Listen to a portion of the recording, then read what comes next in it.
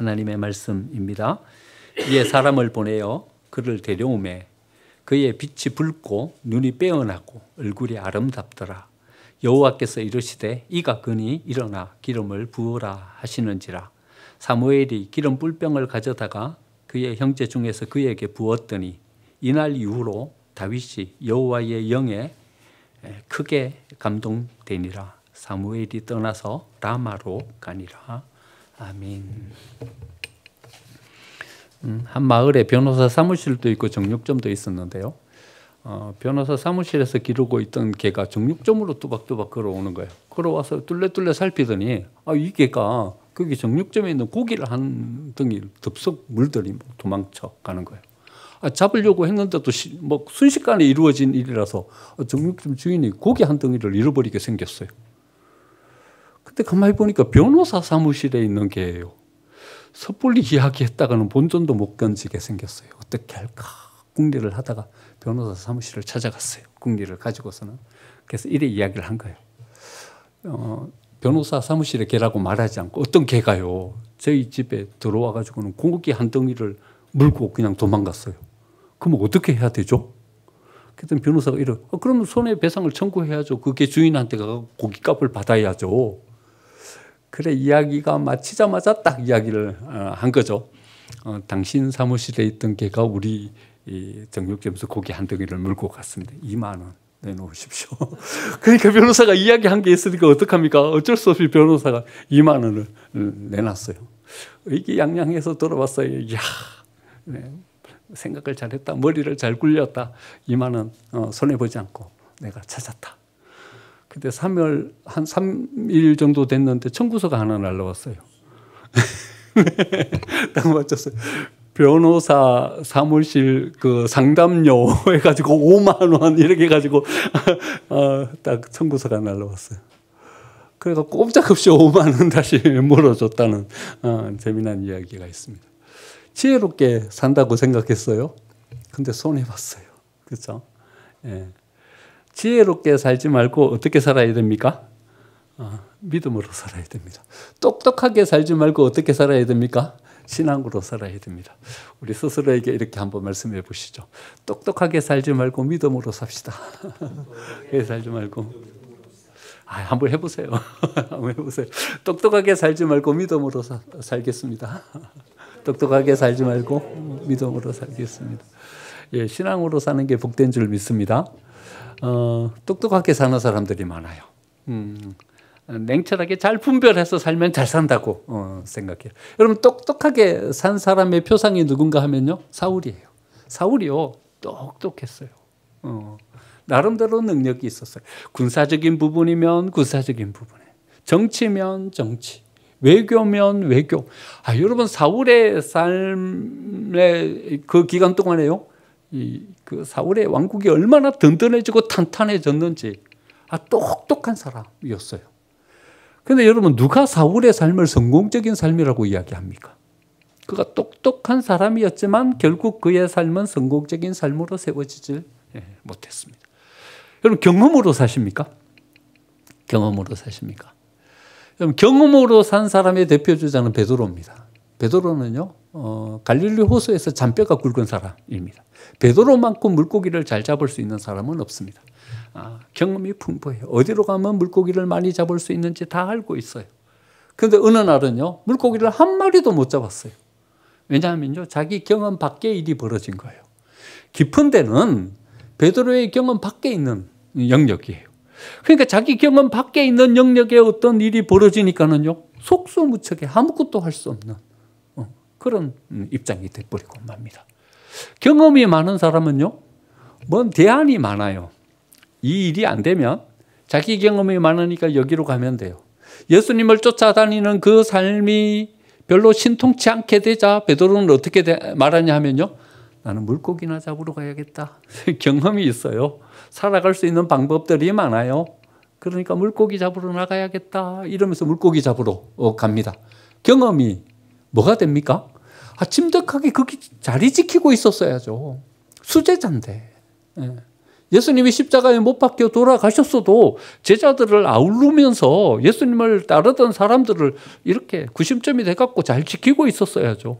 그러니까 경험이 많으니까 그냥 자기 삶의 자리로 나아가 버린 거죠.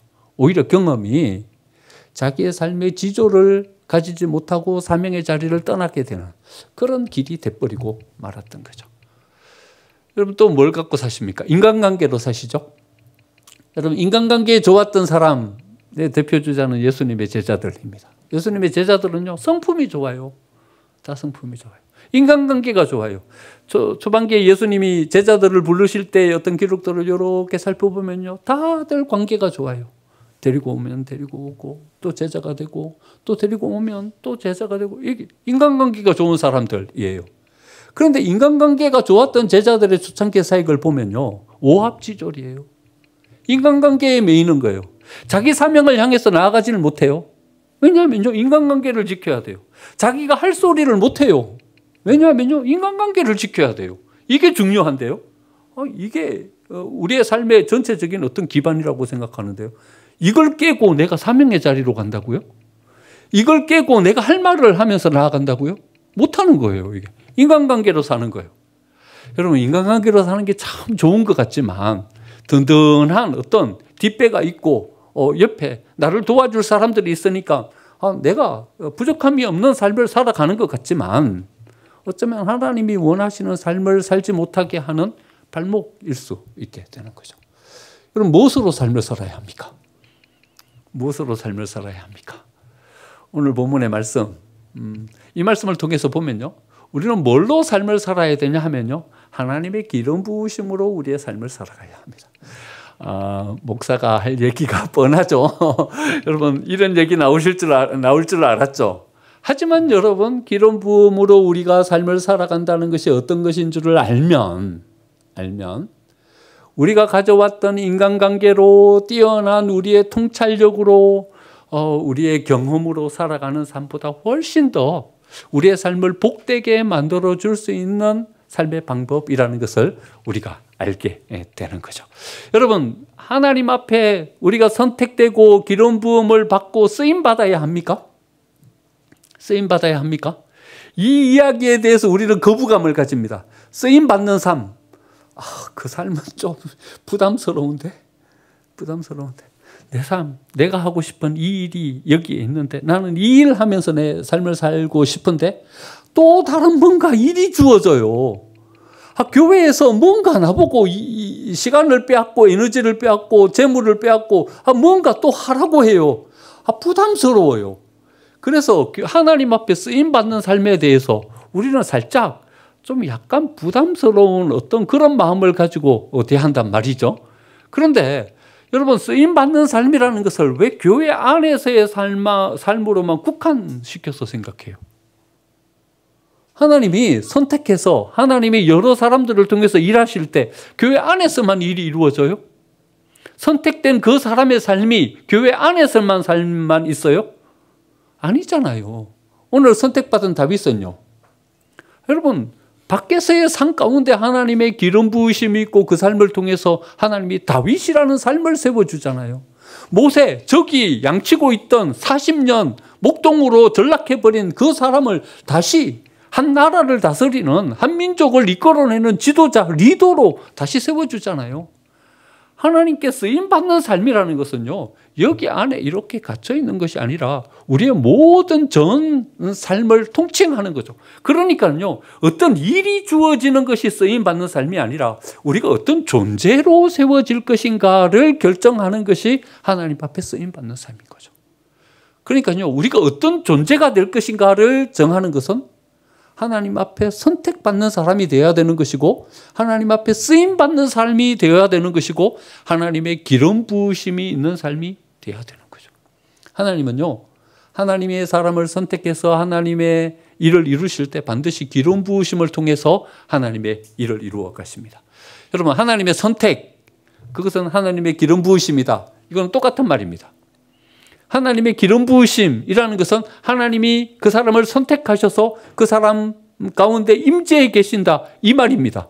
그러니까요 하나님이 우리에게로 하셔서 우리를 세우실 때 여러분 다 기름 부으심이 있잖아요. 제사장 세울 때 어떻게 합니까?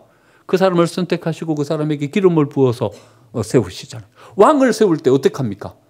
한 사람을 선택하시고 거기에 기름 부으심을 통해서 그 사람을 세우지 않습니까? 기름 부으시라는 것은 내가 이 사람을 선택했다라는 뜻이고 이제 앞으로 내가 이 사람을 통해서 일하겠다라는 뜻이죠. 다윗이 일하고 있어요. 다윗이 일하는 겁니까? 아니, 하나님이 일하시는 겁니다. 모세가 일하고 있어요. 모세가 일하는 겁니까? 모세를 통해서 하나님이 일하고 계시는 거예요. 그러니까 기름 부으심이라는 것은요, 하나님이 그 사람 속에서 하나님이 그 사람을 통해서 일하신다라는 의미가 있는 거죠. 근데 우리는요, 하나님께서 우리 속에서 일하신다 그러면요, 어떤 것을 기대하냐 하면요, 이런 것을 기대해요. 어떤 밖에서 일어나는 기적적인 역사들, 이런 것들을 기대해요. 여러분, 기적이 많이 일어납니까? 어떤 그런 것들을 우리는 선호해요. 또 우리의 마음 가운데 간절하게 기대해요. 또 어떤 교회에서 막 기적이 일어났다 그러면 야, 거기 교회는 어떤 특별한 것이 있는가 보다라는 생각을 가지고 봐요. 어떤 방송이나 유튜브 같은 데서 어떤 기적이 일어났다 그러면요, 그런 감정 가운데 귀가 솔깃해서 바라봐요. 그런데 우리의 인생 가운데 기적이 얼마나 많이 일어납니까? 얼마나 많습니까? 그 기적을 체험한 그 사람도 어쩌면 그 일생 가운데 한두 번 경험할까 말까 한 것 아닙니까? 우리의 인생 가운데 없어요, 거의. 한두 번? 세 번? 하나님이 그렇게 많이 우리 인생 가운데 허락해 주지 않으세요. 아니, 성경에 기록된 여러 기적들이 있지만요, 한 사람, 한 개인에 국한되어서 생각해 본다면요, 몇 번이나 이런 일이 그 일생 가운데 일어나겠습니까? 한두 번? 한 번? 하나님의 성령의 역사는요, 외부에서 일어나는 어떤 이런 기적보다는요, 어떤 곳에서 더 크게 일어나냐 하면요, 우리 속에서 더 크게 일어납니다. 여러분, 다윗의 삶을 보면요, 기적이 없어요. 기적이 없어요. 하나님의 어떤 영에 감동된 사람으로 삶을 살아갑니다. 기름 부으심이 있었어요. 하나님이 그 사람을 선택하셨어요. 그를 통해서 지금 일을 이루고 계셔요. 일을 이루셨죠? 이루셨어요. 그런데 다윗의 삶이 기적이 있습니까? 기적이 없어요. 엘리야처럼요, 하늘에서 불이 내리고, 기도하면 가뭄이 찾아오고, 또 기도하면 가뭄이 그치고 비가 오고, 기적이 없어요. 이런 기적이요. 엘리사는요, 엘리야보다 더 많은 기적을 이루지 않습니까? 죽은 사람도 살려내고, 기름병에 기름이 마르지 아니하는 이런 기적도 벌이고. 그런데 다윗의 삶은요, 기적이 없어요. 그런데 다윗의 이런 삶이 어쩌면 하나님의 기름 부으심의 삶을 살아가는 우리의 삶과 더 비슷한, 어쩌면 더 좋은 어떤 모델이 되는 그런 삶이라고 볼 수 있는 거죠. 하나님이 다윗과 함께 하니까 다윗의 삶이 어떻게 변하냐 하면요, 그 속에 있는 능력이 극대화되는 거예요. 다윗이 진정한 다윗이 되는 거예요. 어떤 누구도 같은 색깔로 맞출 수 없는 다윗만의 독특한 특별한 삶으로 세워지게 되는 거예요. 믿음의 용기가 필요할 때 다윗은요, 믿음의 용기를 가지고 나서는 거예요. 이스라엘 백성들과 블레셋이 전쟁을 하는데 골리앗이 앞에 딱 나선 거예요. 골리앗을 이겨먹기가 힘들게 생겼어요. 아무도 골리앗을 향해서 나아가려는 사람이 없어요. 왜냐하면요, 이길 수가 없어요. 상황이요, 이제는 절망적인 상황이 돼버렸어요. 이스라엘은 더 이상 뭘 어찌할 수 없는 상황이 돼버렸어요. 그런데 그때 누가 났습니까? 다윗이 났었잖아요. 믿음의 용기가 필요할 때, 다윗이 뭔 기적을 행했습니까? 기적이 아니라 그 속에 있었던, 내가 늘 사자와 곰의 그 입에서 양을 구해냈던, 내 손에 늘 익숙하던 그 물맷돌을 가지고 나아가서 골리앗을 무너뜨리지 않습니까? 기적이 아니라 하나님께서 다윗 속에 있는 그 힘을 극대화시켜서 어떤 일을 이루게 하시잖아요. 13, 14년 광야에서 도망자 생활을 합니다. 얼마나 어려웠겠습니까? 말도 못하는 어려움이었죠. 광야에 아무것도 없습니다. 근데 거기서 그냥 살아가는 것도 어려운데 사울은요, 끊임없이 군사를 보내서 추격합니다. 그 광야에서 이리 도망가고 저리 도망가고 이런 어떤 이 삶을 살아갑니다. 그런데 그 어려운 상 가운데서요, 다윗이 살아가는 관용과 사랑의 마음을 보면요, 이런 사람들이 다윗에게로 몰려들어요. 사울이 자기를 죽이려고 왔는데요. 그걸 피해가고 동굴 속으로 숨었어요. 다윗의 마음이 어쩌하겠어요. 조마조마. 한데 여기로 사울이 돌아오면 자기는 죽게 생긴 거예요. 그런데 군사를 이끌고 온 것이 아니라 자기 혼자 뚜벅뚜벅 들어오는 거예요. 여러분, 어떤 기회입니까? 도망자의 생활을 끝낼 수 있는 절호의 기회입니다. 100이면 100 다 이렇게 생각하면서 나아가는 거죠. 그런데요, 이 궁지에 몰린 이 다윗 속에서 일어나는 생각을 한번 보십시오. 여러분, 놀랍지 않습니까? 어째 그 궁지에 몰린 다윗이 사울을 살려줄 생각을 합니까? 이런 일이요, 2번, 3번 반복됩니다. 그러니까요, 다윗 속에 기름 부으심의 은혜의 역사라는 것은 하나님께서 그 속에 어떤 기적과 같은 뭔가가 이리 뚝 저리 뚝딱뚝딱 만들어지는 그런 삶이 아니라 그 속에서 하나하나 탄탄하게 다져지는 다윗의 삶이 되게 만들어주시는 이런 삶으로 다윗을 이렇게 세워주시는 거죠. 그러니까 하나님의 성령의 역사는요, 오히려 이런 어떤 은혜의 역사로 우리의 삶 가운데 주어지는 거죠. 우리가 우리 되게 하는, 진정한 우리의 색깔과 우리의 모습을 가지고 우리를 세워가게 하시는 그 역사가 바로 성령의 역사인 거죠. 여러분, 다른 사람이 때로는 부럽죠? 성공하는 사람을 보면, 야, 저런 성공을 나는 왜 못 가질까? 성우, 공부 잘하는 친구들 보면 나는 왜 저런 1등급의 어떤 삶을 못 살까? 어떤 이런 부러움을 가지는 거죠. 그 사람이 되고 싶어. 근데 하나님은요, 우리가 뭐라고 말씀하시냐 하면요, 너는 너의 모습을 가지고 너로 세워지라고 이렇게 말씀하십니다. 하나님이 모세를 만나실 때 호렙산에서요, 모세가 깜짝 놀랐어요. 아니, 떨개나무에 불이 붙었는데 불이 꺼지지 않고 떨개나무가 쓰러지지 않고 계속 거기에서 불꽃이 남아있는 거예요. 갔더니 거기에 어떤 형체가 있는 거예요. 단순한 불이 아닌 거예요. 누구십니까? 깜짝 놀라서 모세가 물었더니 하나님 뭐라고 대답하십니까? I am who I am. 나는 나다. 이래 대답하십니다. 여러분, 왜 이래 대답하셨을까요? 왜 이래 대답하셨을까요? 이래 대답하셔야죠. 이 모든 우주와 이 모든 세계를 창조한 창조주다. 하나님, 이래 대답하셔야죠. 너를 그 애굽 하수에서 건져내어 살려낸 하나님이다. 이래 대답하셔야죠. 그러면 모세가 가슴에 확 와닿지 않겠습니까? 아브라함의 하나님, 이삭의 하나님이 야곱의 하나님이다. 이래 대답하셔야죠. 그러면 모세가 생각하기에, 우리 조상이 하나님이구나. 이 세계를 창조하시고 나를 그 하수에서 건져내신, 나를 살려내신 하나님이구나. 이래 금방 알 수 있지 않겠습니까? 그런데 하나님은 뜬금없이 모세에게 이래 말씀하십니다. I am who I am. 나는 나다. 이래 말씀하십니다. 나는 나다. 이래 말씀하시는 그 말씀 가운데 뭐가 숨어 있습니까? 이 말씀이 숨어 있는 겁니다. 너는 너가 되어라. 나는 나다. 이제 나는 왜 여기 왔냐 하면 진정한 너가 되도록 하기 위해서 여기 왔다.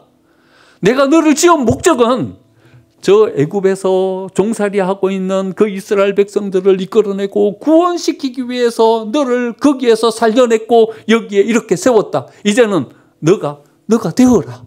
가서 저 이스라엘 백성들을 저기서 구원해내라. 어떤 누구도 하지 못할, 오직 너만 할 수 있는 그 일을 나아가서 해라. 이렇게 말씀하시는 거죠. 성령 하나님이 우리에게 임하시면요, 기름 부으심이 있는 삶을 살면요, 우리는 다른 누군가가 되는 것이 아니라 진정한 내가 되는 거예요. 나는요, 아무도 될 수 없어요. 오직 나만 내가 될 수 있어요.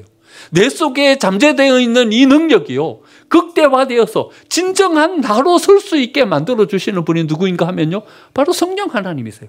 그러니까 우리는요, 지혜로 삶을 사는 것이 아니라, 경험으로 삶을 사는 것이 아니라, 성령의 기름 부으심, 어노인팅, 하나님께서 우리에게로 나아오셔서 임재하시는 이 능력으로 우리의 삶을 살아가야 하는 것이죠. 다윗은 어떤 사람이었길래 하나님께서 그에게 찾아오셔서 그에게 기름을 부으시고 그를 세워주십니까? 성경은 이렇게 이야기해요.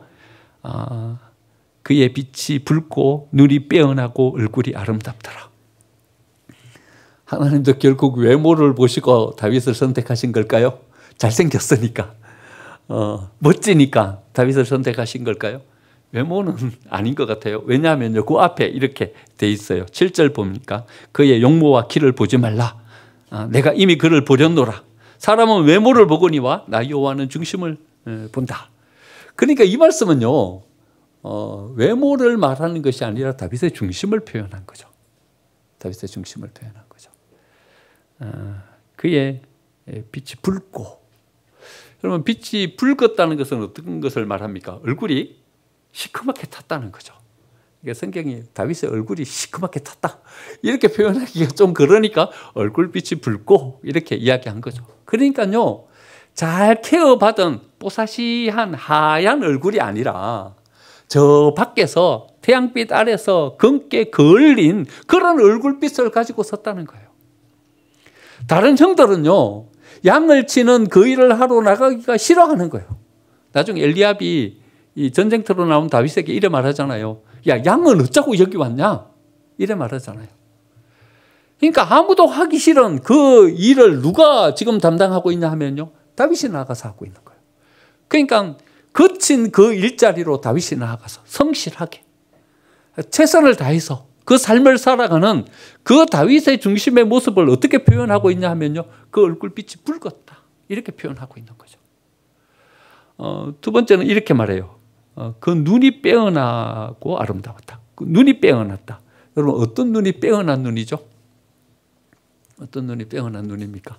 눈이 동그랗고 큰 눈이면요, 쌍꺼풀이 예쁘게 지어진 눈꼬리가 예쁘게 이렇게 마무리된 이런 눈이 예쁜 눈입니까? 물론 예뻐요. 전 눈이 매력적인 분이 참 예쁘더라고요. 눈이 매력적이면 예뻐요. 그런데 여기서 말하는 그 눈은 이런 눈을 말하는 것이 아니라 이런 눈이죠. 마음이 청결한 자는 하나님을 볼 것이요.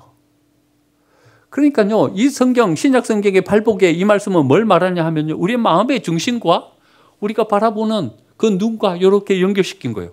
그 눈을 얘기하면서 뭘 얘기하냐 하면요, 그 중심을 이야기해요.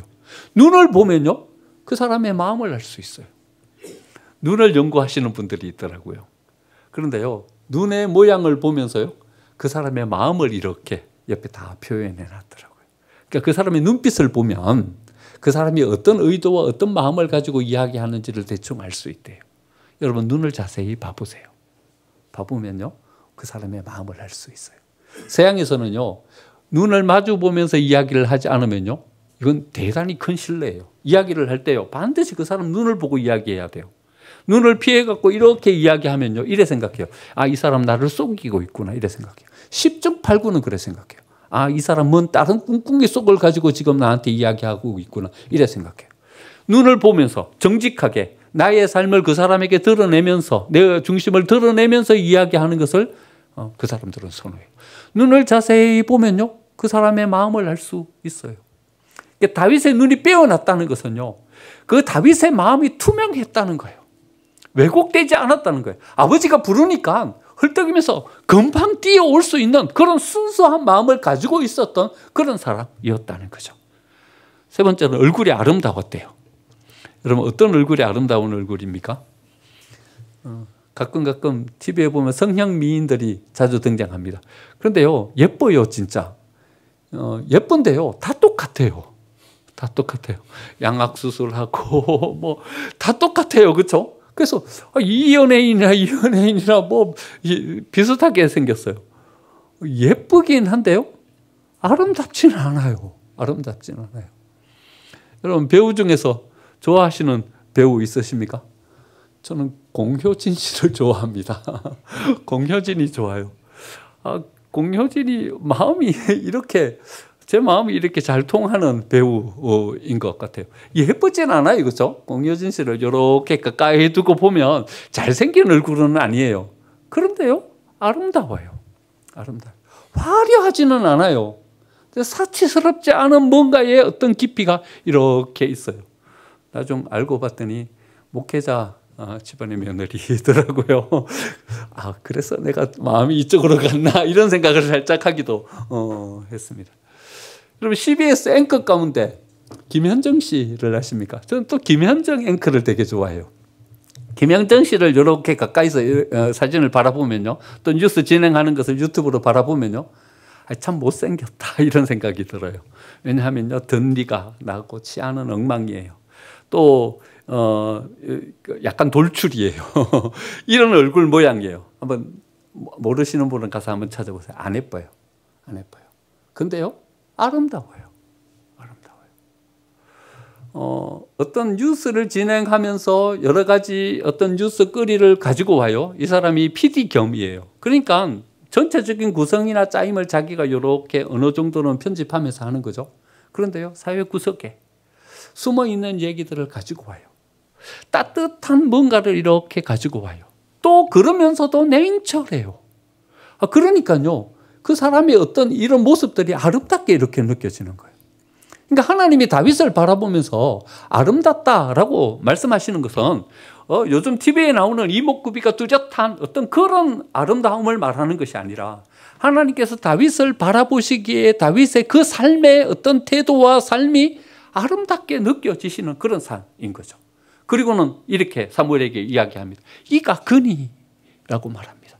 오늘 본문 읽으면서 마음속에 딱 남는 단어가 여기 혹시 있으셨습니까? 저는요, 이가 그니, 그 단어가요, 제 마음 가운데 딱 남았어요. 수많은 사람들이 있었어요. 그런데 이새의 집에 하나님의 마음이 머물렀어요. 이새의 아들에게는 8명의 아들이 있었어요. 그런데 그 위에 있는 형들 다 그냥 지나가고 마지막 망대 다윗, 그 다윗에게 하나님의 마음이 딱 머물렀어요. 이가 그니. 여러분, 이 은혜가 우리에게 임해야 돼요. 여러분, 올라오시면서 앞에 있는 현수막 이렇게 하나님이 찾으시는 그 한 사람, 그 예배자. 혹시 이제 하도 많이 세워놔가지고 그냥 눈에 잘 들어오지 않죠? 하지만요, 어떤 이 억구가요, 우리의 마음속에 이렇게 남아야 돼요. 오늘 예배하면서. 수많은 교회들이 예배하고 수천 명, 수만 명 사람들이 예배하겠지만 하나님이 찾으시는 그 한 사람이 내가 되기를 원합니다. 이가 그니 찾으시는 그 한 사람이 내가 되기를 원합니다 라는 믿음으로, 그런 신앙으로 여기 서야 되는 거죠.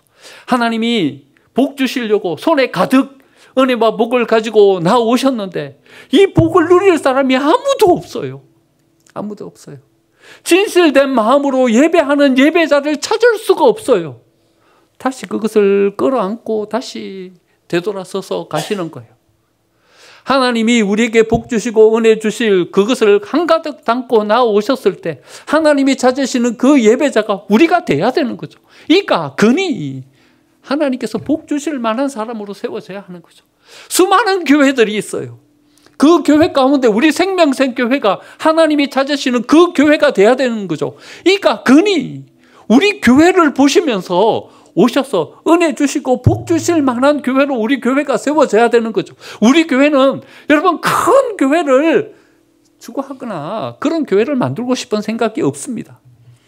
우리 교회는 어떤 교회가 되기를 원하냐 하면요, 하나님이 찾으시는 그 교회가 되기를 원해요. 어떤 사람이 평가해 줄 때 좋은 교회, 그런 교회가 아니라요, 하나님이 찾으시는 그 교회요. 하나님이 쓰시려고 할 때 쓰임 받을 수 있는 그 교회요. 이가 그니 하나님이 찾을 수 있는 그 교회로 우리가 세워져야 하는 거죠.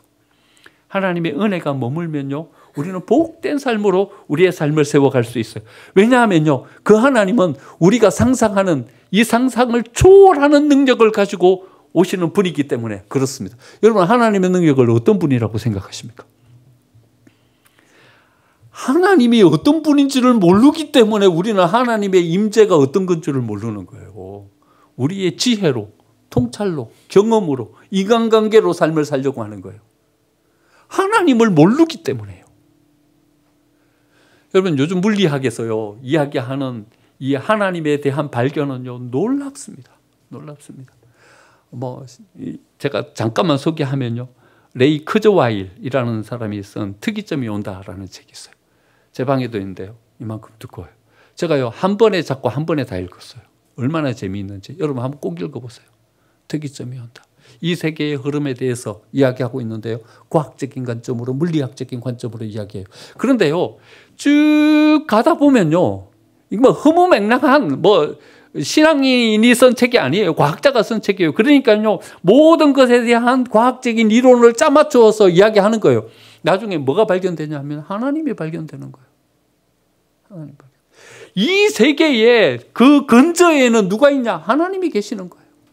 궁극의 그 가장 그 속으로 들어가 보면 누가 계시냐? 하나님이 계시는 거예요. 그 하나님이 이 모든 것들을 다 움직이고 계시고 하나님이 모든 것들을 다 주관하고 계시는 거예요.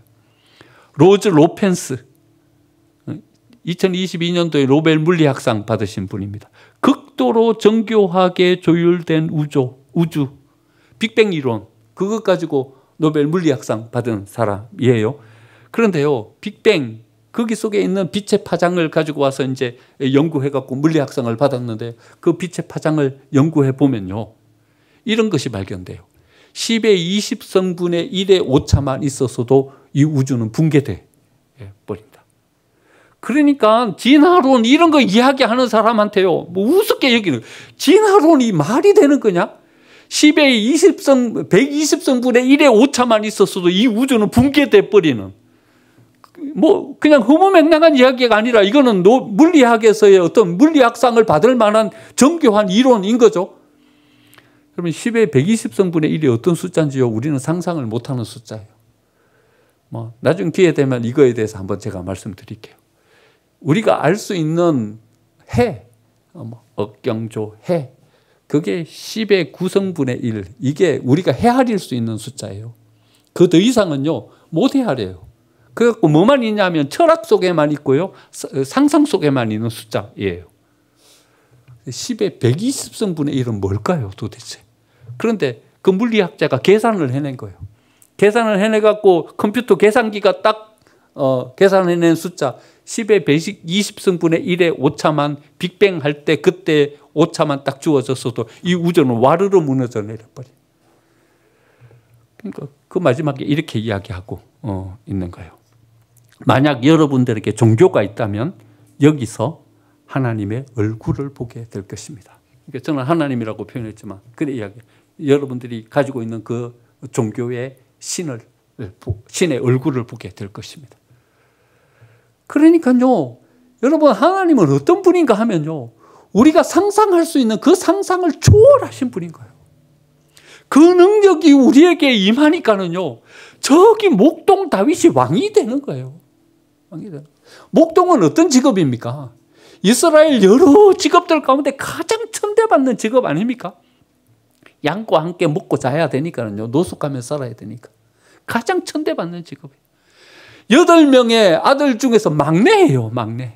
희망이 없는 사람이에요. 희망이 없는 사람이에요. 목동 집안의 막내 아들,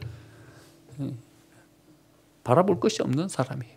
그런데요, 하나님의 영이 그 다윗에게 임하니까 절망적인 상황 속에 있었던 그 다윗이 이스라엘의 왕으로 서는 거예요. 그냥 왕입니까? 이스라엘 모든 왕 가운데 가장 뛰어난 왕이요. 이스라엘 백성들이 가장 좋아하는 말이 이 말이잖아요. 다윗의 자손. 그 사람의 자손이라도 되고 싶어요. 이스라엘의 국기가 뭡니까? 다윗의 별. 아직도 그 희망을 가지고 있어요. 다윗이 통치하던 그 시대와 같은 나라를 이룰 그 희망을 가지고 있는 그런 왕으로 세워집니다. 다윗이 그냥 뚝딱 세워진 겁니까? 아니요. 하나님의 기름 부으심이 있는 삶을 살다 보니까 그런 사람으로 세워지게 된 거죠. 여러분, 우리는 어떤 삶을 살아야 합니까? 하나님의 기름 부으심이 있는 삶을 살아야 합니다. 하나님의 임재가 있는 삶. 하나님의 성령이 우리 가운데 임하셔서 성령의 그 권능과 역사로 우리의 이 모든 능력이 극대화되는 이런 삶을 살아갈 때 우리의 삶이 복된 삶으로 세워지게 되는 줄 믿습니다. 기름 부으심이 없으면요, 그냥 우리의 발버둥입니다. 기름 부으심이 없으면요, 그냥 우리의 땀 흘림입니다. 그냥 땀 흘림으로 우리의 삶을 살다가 거기에 마침표 찍는 거죠.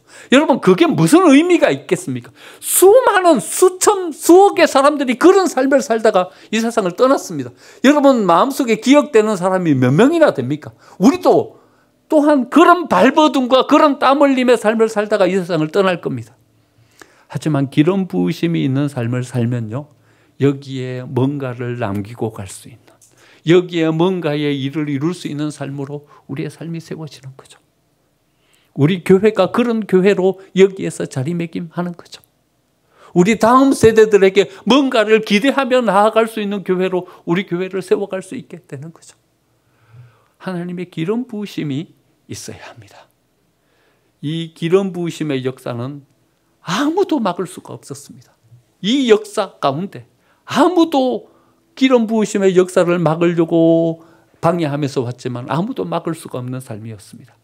이 기름 부으심의 역사로 우리 교회를 세워가고 이 기름 부으심의 역사로 우리의 삶을 세워가서 평범하기 이럴 데 없는 우리들의 삶이지만 하나님의 은혜의 역사로 복되게 무언가를 세워갈 수 있는 우리 생명샘 교회가 되고 저와 여러분이 되시기를 간절히 축원드립니다. 아멘.